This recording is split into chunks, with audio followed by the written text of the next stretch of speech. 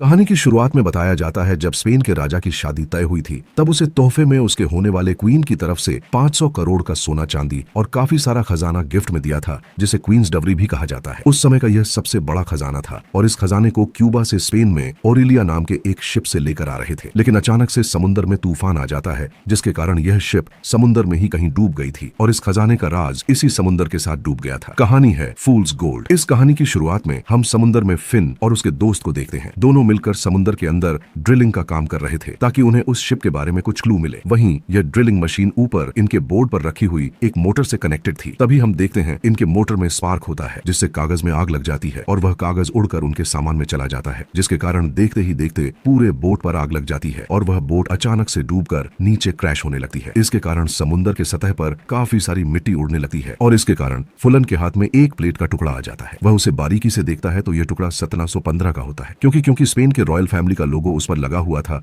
जो देखकर वह खुश होता है कि इन्हें अब एक क्लू मिल गया है। फिर दोनों भी पानी के ऊपर आ जाते हैं अपने बोट में जाने के लिए, लेकिन देखते हैं तो उनकी बोट वहां पर नहीं होती। उन्हें लगता है कोई बोट चोरी करके लेकर गया है। उन दोनों को पता ही नहीं होता कि बोट में ब्लास्ट हो गया है और तभी उसका दोस्त पानी के नीचे बोट को देखता है। वहीं दूसरी जगह हम टेस्ट नाम के एक महिला को देखते हैं जो दरअसल फ्लिन की वाइफ है, जो एक याच पर काम कर रही है। आज वह अपने बॉस निगल को कहती है कि मुझे काम से जल्दी घर निकलना है क्योंकि आज मेरा फ्लिन के साथ डिवोर्स होने वाला है। दूसरी जगह फ्लिन और उसका दोस्त पानी में होता है कि तभी वहां पे एक नाव में दो लोग आते हैं। ये लोग दरअसल माफिया गैंग के लोग होते हैं जो अब फ्लिन को पकड़कर अपने बॉस के बोट पर लेकर आते हैं। दरअसल इसी माफिया ने फ्लिन को वह बोट किराए पर दी होती है। अब फ्लिन के पास ना तो पैसे हैं और ना ही बोट, इसीलिए अब वह फ्लिन को मारने के लिए जाता है। लेकिन तभी फ्लिन उस माफिया के सामने प्लेट का टुकड़ा दिखाकर कहता है, प्लेट उसी खजाने में से है जो 100 साल पहले पानी में डूब गया था। मुझे पता है वह खजाना कहाँ पर है। मैं उस खजाने को ढूंढ सकता हूँ। इसमें मुझे तुम्हारी मदद चाहिए। अब माफिया उस प्लेट को देखता है, लेकिन उसे लगता है कि यह चोर बाजार से लाई हुई प्लेट है, इसीलिए वह उसकी बातों पर यकीन नहीं करता और अपने लोगों से कहकर फ्लिन को पानी में फेंकने के लिए कहता है। अब माफिया के आदमी उसे बाहर लेकर आते हैं और फ्लिन का पैर एक जंजीर से बांधा जाता है और भारी सामान लगाकर उसे पानी में फेंकने लगते हैं। लेकिन फ्लिन किसी तरह अपने आप को रोकने की कोशिश करता है और बोट से लटक जाता है और वह दोनों भी आदमी उसे मारने आते हैं और उनके बीच में कुछ लड़ाई होती है और फ्लिन गलती से एक आदमी पर गन चला देता है जिससे वह जख्मी हो जाता है, जिसके बाद यह दोनों भी उसे पानी में फेंक देते हैं। अब वह बंदा होने के कारण नीचे डूबने लगता है, लेकिन नीचे आने पर उसकी नजर गन पर जाती है, जिसके बाद वह फुदक फुदक कर जंप मारता है और वह गन को उठा लेता है और उस चैन को गोली मारकर तोड़ देता है और ऊपर आ जाता है। अब वह समुद्र के बीचों बीच में था, तड़प रहा था। आसपास कोई भी नहीं था और बहुत ही प्यासा था। अब थोड़े समय के बाद वहां पर पार्टी करने वाली पार्टी आ जाती है जो फ्लिन को देखकर उस पर दया करते हैं, कर रेस्क्यू कर लेते हैं, जिसके बाद फ्लिन दौड़ते हुए कोर्ट जाने निकलता है। वहीं कोर्ट हाउस में जज टेस पिछले आधे घंटे से फ्लिन का इंतजार कर रहे थे, तो जज अपना फैसला सुनाता है जो कि टेस्ट के फेवर में जाता है। अब फ्लिन की जितनी भी प्रॉपर्टी उसका पैसा है वह सब कुछ टेस्ट के नाम पर हो जाता है, जिसके बाद दौड़ते हुए फ्लिन वहां पर आ जाता है और कहता है कि टेस ऐसा मत करो, मैं तुमसे अभी भी प्यार करता हूँ। वो उसे समझाने की कोशिश करता है लेकिन अब बहुत देर हो चुकी थी। फ्लिन इसका पीछा करते हुए बाहर आता है और उसे रोकता है और टेस्ट को बताता है कि मुझे वह जगह मिल गई है जहां पर वह खजाना छुपाया गया है। मैंने पिछले 8 साल से हम दोनों की भी सेविंग उस खजाने के पीछे डाली है, लेकिन अब फाइनली वह चीज मुझे मिल गई है। और फिर वह उसे एक लोगो निकाल कर दिखाता है और कहता है ऐसा ही लोगो उस प्लेट पर था। टेस्ट उसे कहती है कि अच्छा फिर मुझे प्लेट दिखाओ, लेकिन अब उसके पास तो प्लेट नहीं होती। तो ट्रेस को लगता है कि फ्लिन उसे वापस उल्लू बना रहा है, इसीलिए वह गुस्से में वहां से जाने लगती है और उसे फाइनली कहती है कि देखो मैं शिकागो जा रही हूँ, मैं वहां पर पीएचडी करूंगी, इसीलिए मुझे बताओ तुमने बोट कहाँ पार की है। अब वह बोट मेरी है। अब तभी फ्लिन उसे बताता है कि अरे बोट तो डूब चुकी है। अब यह सुनकर टेस बहुत ही गुस्सा हो जाती है क्योंकि अब उसका फ्यूचर भी नहीं रहा और वो एक बुजुर्ग की छड़ी लेकर उसके सर पर मारकर चली जाती है। अब उसी रात फ्लिन को देखते हैं जो एक बार में बैठा हुआ था। अब उसका दोस्त कहता है पास में ही एक बिलियनर ने अपनी बोट पार की हुई है, इस आदमी का नाम निगल है, वह तुम्हें तुम्हारे खजाने के लिए फंडिंग कर सकता है। अब फ्लिन पूछता है लेकिन मैं उस तक पहुंचूंगा कैसे। तब वह बताता है कि निगल की बेटी कल एक चॉपर से उसके बोट पर आने वाली है, तुम्हें उसके साथ दोस्ती करनी पड़ेगी। अब अगले दिन देखते हैं कि सच में एक चॉपर से निगल की बेटी जेमा याच पर आती है, जिसके बाद वह एक पास के ही आइलैंड पर जाने वाली थी जो आइलैंड काफी फेमस था और यही मौका देख के फ्लिन भी अपने मोटर बोट से उसकी तरफ जाने लगता है ताकि जेमा से दोस्ती करे। लेकिन तभी जेमा की टोपी हवा में उड़ जाती है। फ्लिन भी जंप मारकर उस टोपी को पकड़ने के लिए कूद जाता है, लेकिन तभी जेमा की बड़ी वाली बोट आकर फ्लिन की बोट से टकरा जाती है, जिससे फ्लिन को बहुत ही चोट आती है। लेकिन तभी निगल की बेटी जेमा डूबते हुए फ्लिन को पानी से ऊपर खींच लेती है और अपने पिता के याच पर लेकर आती है। यहाँ पर निगल पहली बार उससे मिलता है। जेमा कहती है कि इसने मेरी जान बचाई है, यह बहुत ही अच्छा इंसान है, इसलिए निगल फ्लिन को डिनर के लिए इन्वाइट करता है। अब रात को सभी लोग डिनर टेबल पर बैठे होते हैं कि तभी वहां पे टेस्ट इन्हें खाना सर्व करने के लिए आती है और फ्लिन को देखकर पूरा चिल्ला देती है। अब टेस्ट निगल को बताती है कि पहले हम एक दूसरे से काफी प्यार करते थे, लेकिन हमारा डिवोर्स हो चुका है क्योंकि 8 साल से फ्लिन के ऊपर एक जुनून सवार है उस खजाना और उसके बोट को ढूंढने का। तभी फ्लिन बताता है 1715 साल में में कुछ स्पेनिश जहाज राजा का खजाना लेकर जा रहे थे और इसमें से एक शिप थी ओरेलिया। उसके बारे में ऐसे कहा जाता है कि समुद्र का तूफान भी इस शिप का कुछ बिगाड़ नहीं सका और इसीलिए पूरे खजाने को इसी जहाज में रख दिया था। उस दिन समुद्र का तूफान में सारे जहाज डूब गए थे और ओरेलिया यह शिप कहीं गायब हुआ था। लेकिन इस घटना के 3 साल के बाद एक आइलैंड पर एक आदमी को देखा गया जो ओरेलिया शिप का कैप्टन था। ऐसे कहा जाता है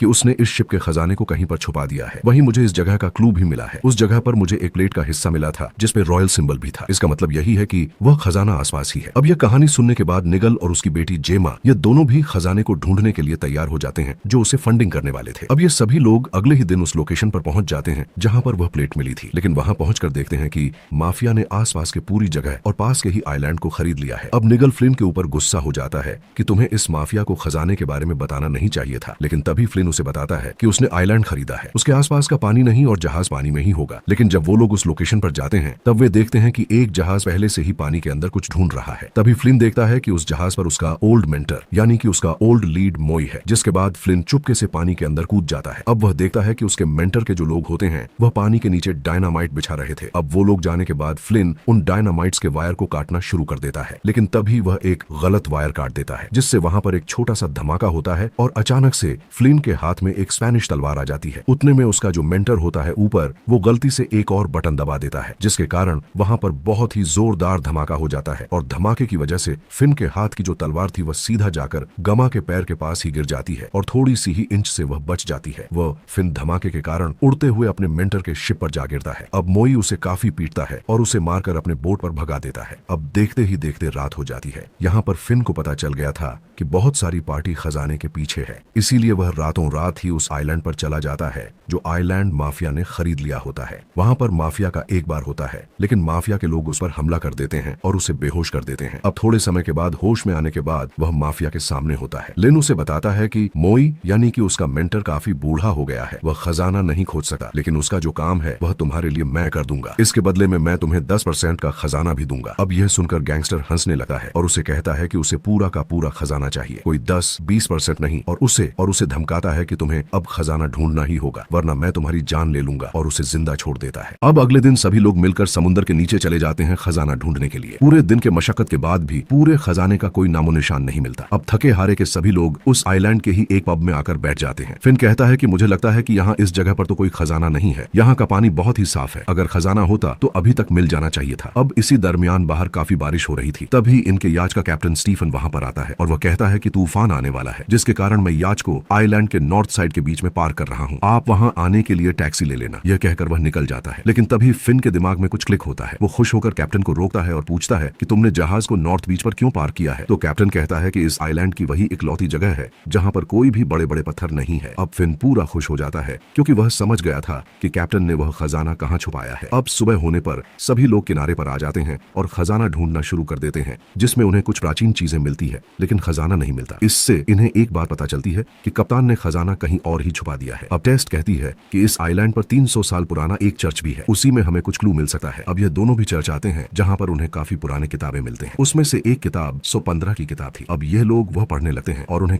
इस किताब में ओरेलिया नाम की एक महिला का जिक्र किया होता है जिसकी कब्र पास में ही थी। अब यह नाम सुनकर वह काफी हैरान हो जाते हैं कि क्योंकि ओरेलिया यह उसी जहाज का नाम था। अब वे दोनों उसी कब्रिस्तान में पहुंच जाते हैं और ओरेलिया की कब्र खोलते हैं जिसके अंदर उन्हें एक ड्रम मिलता है और ड्रम के अंदर कुछ नोट्स होते हैं जो जहाज के कप्तान ने ही लिखे थे। नोट्स में लिखा था कि बुढ़ापे में उसे खजाना छुपाने की एक जगह मिल गई थी, लेकिन यह जगह ऐसी है जहां पर साल भर पानी रहता है और साल में सिर्फ 1 या 2 ही बार इंसान वहां पहुंच सकते हैं। अब यह पढ़कर फिन समझ जाता है कि कैप्टन ने खजाना ब्लू होल में छुपा के रखा था। दरअसल ब्लू होल यह समुद्र से जुड़ी हुई एक गुफा होती है जो पत्थरों के बीच से खुलती है, लेकिन अंदर हमेशा पानी भरा रहता है और बहुत ही ज्यादा प्रेशर होता है। वहां से अंदर आना और जाना बहुत ही मुश्किल का काम है। अब इससे पहले कि वह लोग ब्लू होल जाए, माफिया अपने आदमियों के साथ वहां पहुंच जाता है और उनसे वह डायरी मांगता है, जिसके बाद इनके बीच में लड़ाई शुरू हो जाती है। लेकिन कैसे तैसे टेस और फिन डायरी लेकर स्कूटी से वहां से भाग जाते हैं। अब भागते समय टेस एक गड्ढे के कारण नीचे गिर जाती है। वो फील उसे देखते हुए जा रहा था कि तभी अचानक से वह एक खाई से नीचे गिर जाता है और नीचे जोरदार धमाका होता है जो देख टेस काफी जोर से रोने लगती है। उसे लगता है कि फिल अब मारा गया। तभी वहां पर गैंगस्टर के लोग आ जाते हैं और टेस को पकड़ कर लेकर जाते हैं। अब अगली सुबह वह लोग ब्लू होल के पास आ जाते हैं, जिसके बाद वे लोग टेस्ट के पेट पर रस्सी बांधकर उसे नीचे होल में उतार देते हैं। टेस्ट पानी के अंदर आने के बाद सुरंग के नीचे आने पर अंदर उसे गहराई में चिपके काफी सारे पुर्जे दिखाई देते हैं और फाइनली खजाना भी मिल जाता है। अब वह अपने पेट की रस्सी खोलकर एक साइड खजाने के बॉक्स में बांधती है और दूसरी रस्सी तोफ से बांध देती है। लेकिन तभी अचानक से पानी का बहाव बहुत ही तेजी से आने लगता है और वह बक्सा खुलकर उसके अंदर के सारे सोने के सिक्के पानी के प्रेशर से ऊपर झरने की तरह उड़ने लगते हैं। अब माफिया के लोग ये पानी और सिक्के देखकर समझ जाते हैं कि खजाना यहीं पर है। वहीं दूसरी तरफ फिन भी जिंदा होता है। वह तुरंत किनारे पर आकर अपने मेंटर मोई को कॉल करता है और खजाना लाने में उसकी मदद मांगता है, जिसके बाद वह खजाना निकालने के लिए टेस्ट की मदद करने के लिए ब्लू होल में आता है। लेकिन माफिया जो बीच समुद्र में अपने प्लेन के साथ होता है, वह उसे देख लेता है और उस पर गोलियां चलाने लगता है। कैसे तैसे फिन किसी तरह नीचे पहुंचकर टेस्ट को बचाने की कोशिश करता है। वो भी नीचे उतर जाता है और माफिया के लोगों की उसके साथ लड़ाई होने लगती है। एक बार फिर से पानी का दबाव बढ़ने लगता है, इसीलिए टेस्ट फिन को भी रस्सी से अपने साथ बांध लेती है। पानी का दबाव आने से ठीक पहले माफिया का एक आदमी सोने के सिक्कों से भरा हुआ बक्सा लेकर माफिया के प्लेन के यहां पे आता है। अब माफिया उसे पूछता है कि दूसरा आदमी कहां है। तब वह बताता है कि वह अभी भी नीचे है। लेकिन तभी ब्लू होल में से पूरा खून बाहर आने लगता है, जो देखकर उसे समझ आता है कि उसका आदमी मारा गया है। असल में वह दूसरा आदमी भी खजाने के साथ ऊपर आने की कोशिश में था, लेकिन चट्टानों से टकराकर मारा गया। यह देखकर माफिया गुस्से में भर जाता है और अपने आदमी से तेज और फिन को मारने का आदेश देता है। जैसे ही दूसरा आदमी उनकी तरफ बढ़ रहा था कि तभी फिन का मेंटर वहां आ जाता है और पानी के भीतर वह माफिया के आदमी से भिड़ जाता है और उनकी लड़ाई शुरू हो जाती है। इसी बीच में माफिया उस भारी बक्से को प्लेन में रखने के लिए जाता है, लेकिन बक्सा उसके हाथ से छूटकर नीचे गिर जाता है और उसी आदमी के सर पर लग जाता है और वह मारा जाता है। टेस और फिन पानी से ऊपर आ जाते हैं, लेकिन माफिया टेस को पकड़कर अपने प्लेन में बिठा लेता है। टेस उसे मारने की कोशिश करती है, लेकिन वह टेस को मारकर बेहोश कर देता है। जिसके बाद जैसे ही प्लेन उड़ान भरने लगता है, नीगल की बेटी वाटर स्कूटर से आती है और फिन को उसके पीछे बिठाकर उसे प्लेन तक पहुंचा देती है। फिर पिशल से प्लेन पर चढ़ जाता है, लेकिन माफिया उसे देख लेता है और उसे शूट करने की कोशिश करता है। लेकिन सही समय पर टेस को होश आ जाता है और वह माफिया को लात मारती है, जिसके कारण वह सीधा समुद्र के नीचे गिर जाता है और मारा जाता है। इसके बाद फिन भी प्लेन में आ जाता है और प्लेन को कंट्रोल कर लेता है। दोनों भी बहुत ही खुश थे, क्योंकि अब उन्हें पता चल गया था कि खजाना कहां है और उन्होंने उस बड़े से शिप की भी खोज कर ली थी। लेकिन तभी अचानक से इनका प्लेन आउट ऑफ कंट्रोल हो जाता है और पानी में क्रैश कर जाता है। हालांकि दोनों भी बच गए थे।